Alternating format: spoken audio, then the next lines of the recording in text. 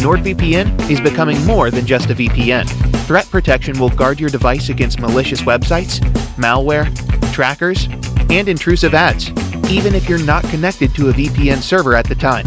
Step up your cybersecurity and stay safe.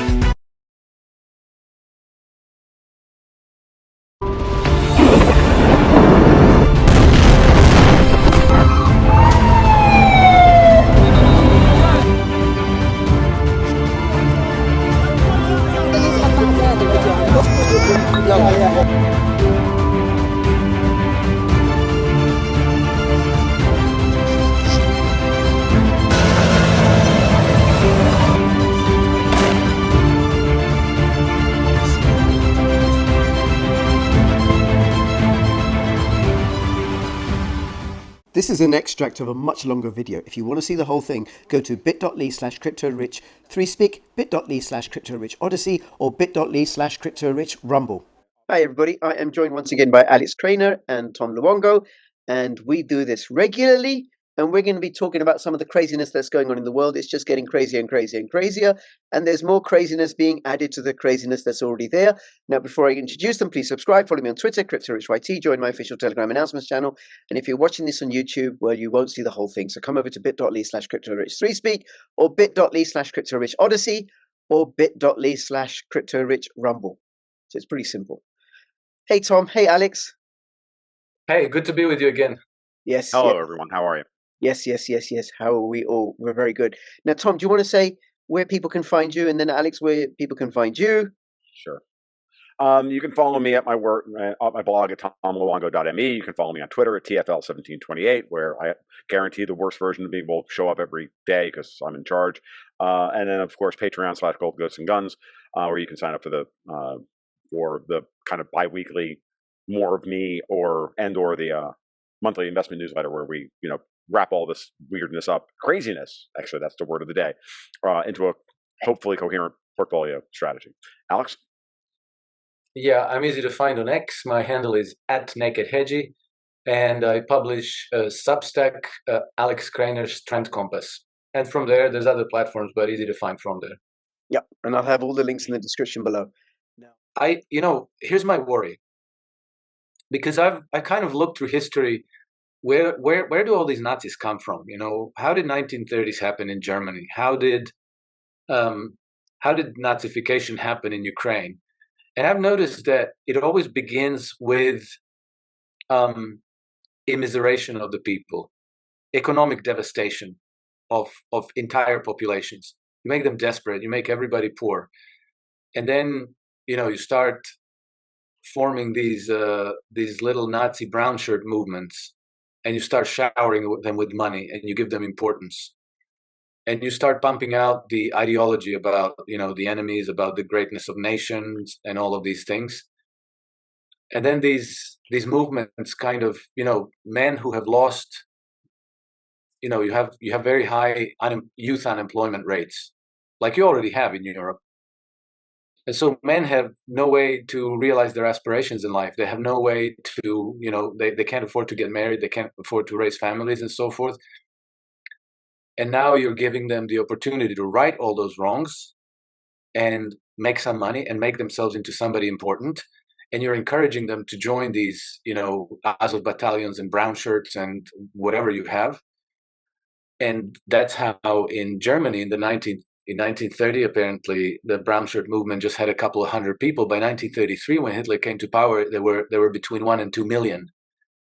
And so, they turn into these death squads that go about and intimidate politicians and intimidate judges and lawyers and public administrators. And then you start moving the society towards militarization and Nazification. And then you get a Ukraine, or you get 1930s Germany. And so I wonder if this economic devastation of Europe that is ongoing isn't by design rather than by incompetence. And you hear them talking about conscription already. You hear them talking about we have to stop Putin because otherwise he's going to Poland and the Baltics, and next he's going to be marching on Paris and God knows what. So the narrative has started, And even if it doesn't catch on, it doesn't matter. Like it didn't catch on in Ukraine either. Ukraine, the far right extremists were extremely unpopular in Ukraine. And even in 2019, Vladimir Zelensky was swept into power by a landslide in Ukraine because he was promising peace. He was promising normalization with Russia. He was promising making Russian language legal again. And people said, like, yes, that's what we want. 5 years later, the country is devastated. 500,000 men have been sacrificed. And now you have these gangs of thugs going around the streets of Ukrainian cities. Apparently, they're getting like something like $300 per body that they can shove into the trenches on the Eastern Front.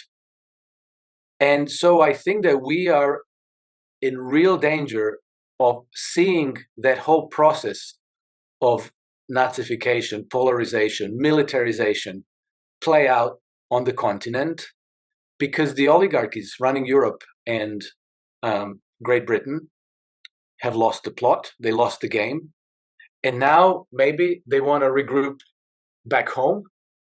They want to create this large mass of dry tinder that they can polarize, that they can push into the meat grinder to take on Russia again. Because how else do you deal with the situation? Russia is today still the biggest treasure trove of natural resources, 75 trillion estimated. So wouldn't it be nice if all those resources became part of your collateral, underpinning your financial systems, making your financial flows flow again, and use the 150 million Russians as your labor force that you and your corporations and your banks now command? And then by taking on Russia, you can take China, because Russia is now an enormously powerful military machine. But in the same way that they've been able to turn Ukrainians against Russia, believe you me, if they took over Russia, like they got some Juan Guaido or Navalny, somebody like that in power, they would turn that military machine on China, and you would get a new Russo-Chinese war. Yep. And so, wouldn't that be a big price for them? And then reestablish hegemony over the whole Eurasian landmass, not just Russian resources, but also Chinese, also the whole thing. What's it worth to them? Because in 1919, they were playing these, they were wargaming invasion on Russia, okay? So starting with a nuclear attack to like a decapitation nuclear strike on Russia, and then invasion through Ukraine and through the Baltic states. And, they ran these simulations at the Pentagon. We know that because a man who was present at the Harry Kazianis outed it. He spoke out about it. Their estimate of casualty was about 1 billion people. Small price to pay for all that, for that. So let's not keep it past them that this is what they want and what they're determined to get. And we here in Europe, Rich, you and I included, and our children, are their hostages. So either we're going to push back like hell, or all those graves of Ukrainian men, those Ukrainian flags as far as the eye can see, that could be us. That could be our children. So we better wake the hell up and push back.